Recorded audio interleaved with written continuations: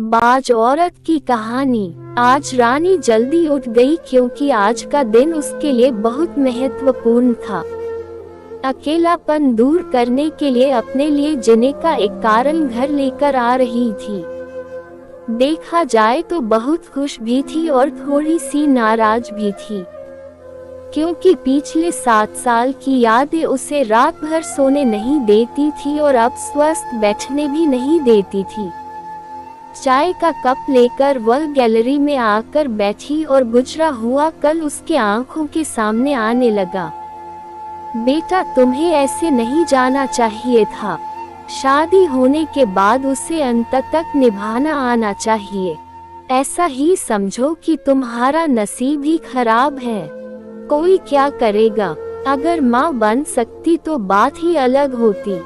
मैं माँ नहीं बन सकती, इसमें मेरी क्या गलती है?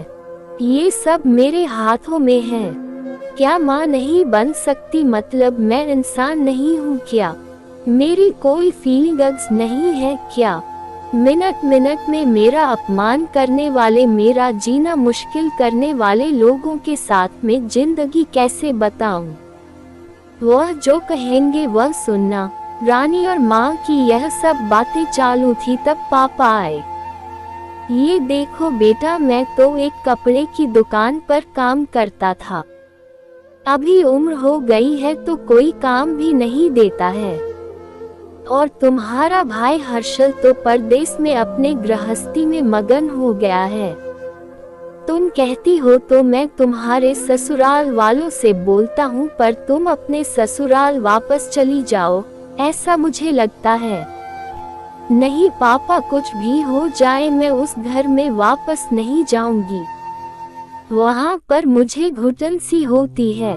वहाँ मिलने वाला अपमान, बेइज्जती से मैं थक चुकी हूँ। शादी के पहले मैं मेरे पैरों पर खड़ा रहना चाहती थी, पर मेरा ग्रेजुएशन होते ही आपने मेरी शादी करवा दी। तभी मैंने आपके दबाव में आकर शादी की। पर अभी जब मुझे आपके सहारे की जरूरत है तो आप पीछे हट रहे हो। शादी के बाद लड़की ससुराल में ही शोभा बढ़ाती है। मायके में 4 दिन ही रहना अच्छा लगता है रानी। लोग क्या बोलेंगे? शादी मतलब कोई खेल नहीं है बेटा। पापा गुस्से में ही बोल रहे थे। उस घर वापस जाना अब मुमकिन नहीं है पापा।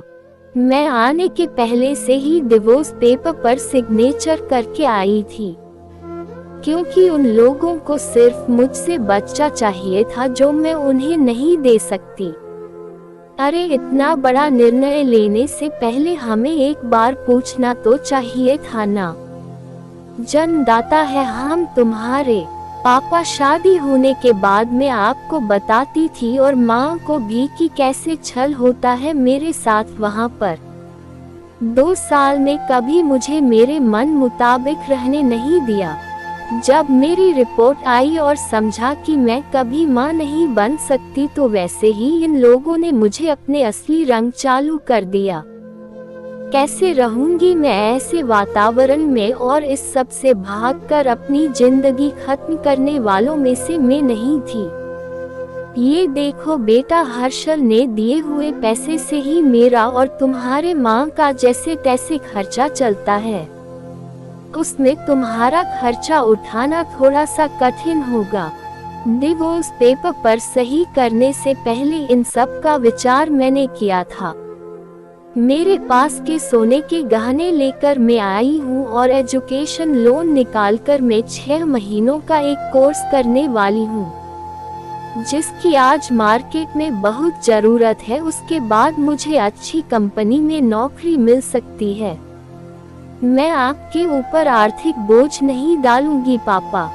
मुझे जीवन जीना है, संघर्ष करूंगी और कमाऊंगी, विश्वास कीजिए मेरा। सब लोग क्या बोलेंगे बेटा, क्या जवाब दोगी उन्हें? माँ आंखों का पानी छुपाते हुए बोली। माँ बोलती थी कि वक्त आया तो सच क्या है बोल देना चाहिए। जब मुझे ससुराल में जानवरों के जैसा बर्ताव हो रहा था तब कहाँ गए थे ये लोग? समाज में बड़ा करो शादी कर दो, बस इतनी ही जिम्मेदारी समझते हैं। बेटियों को बड़ा करके योग्य पढ़ाई देकर खुद के पैरों पर खड़ा करना यह माता पिता की ही जिम्मेदारी होती है, ताकि आगे जाकर कभी खराब हालत हो तो उसे इस्तेमाल कर सके। तय के मुताबिक रानी ने 6 महीने का कोर्स किया और तुरंत उसे एक अच्छी कंपनी में काम भी मिल गया। वो बहुत खुश हो गई थी, सब अच्छा चल रहा था। बीच में छुट्टी लेकर माता पिता को नजदीक रहने वाले पर्यटन जगह पर घुमाने लेकर जाती थी। माता पिता बीच में ही दूसरी शादी की बात छेड़ देते थे। कई बार तो लड़कों को देखने के लिए भी बुलाया करते थे। एक लड़का तो डिवोर्स हुआ था तभी उसे स्वीकारने के लिए तैयार था, पर पहली शादी ने ही इतने दुख दिए थे कि दूसरी शादी के लिए उसका मन तैयार नहीं था। ऐसा कितने दिनों तक अकेली रहोगी? जब तक हम दोनों हैं तब तक ठीक है, पर हमारे जाने के बाद तुम्हारा क्या होगा सोचा क्या कभी? उम्र भी कितनी छोटी है तुम्हारी अभी, ऐसा उसके पापा उसे समझा रहे थे। माँ पापा आप दोनों मेरी शादी का विचार करना बंद कर दीजिए। आप दोनों को खुश देखकर मैं खुश होती हूँ। मेरे दोस्त सहेलियाँ हैं ना मेरे साथ, क्यों करनी है दूसरी शादी? भला इतना आसान नहीं है बेटा, एक उम्र के बाद अकेलापन खाने के लिए दौड़ता है। माँ बोली। सच हुआ उनका ऐसा बोलना। आगे 2 साल में पहले माँ और 6 महीने में ही पापा का निधन हो गया। रानी अब अकेली हो गई। हर्षल भाई और उसकी पत्नी आए और साथ में चलो बोलकर औपचारिकता की, पर मुझे उनके साथ जाकर वापस बोझ नहीं बनना था। मदद के वक्त मेरे साथ खड़े रहो, इतना बोलकर मैंने उनको जवाब दिया। ऑफिस का काम और बहुत सारे दोस्त सभी लोग की शादी हो गई थी और वह अपने अपने गृहस्थी में मगन हो गए थे, जिन्हें के लिए कोई लक्ष्य मिल ही नहीं रहा था उसे। छुट्टी के दिन ऐसे ही एक मैगजीन पढ़ते समय उसे सिंगल मॉम पर एक बात पढ़ने के लिए मिली और उसे जीने का उद्देश्य मिला। उसने उसी दिन तय किया और एक 10 साल की लड़की को गोद लेने का प्रयास चालू किया। प्रक्रिया बहुत बड़ी थी, पर बोलते हैं ना, मन में इच्छा हो तो रास्ता मिल जाता है। वैसे वो प्रक्रिया पूरी हो गई और आज वही दिन था कि वह उस लड़की को लेने के लिए अनाथ आश्रम जाने वाले थी।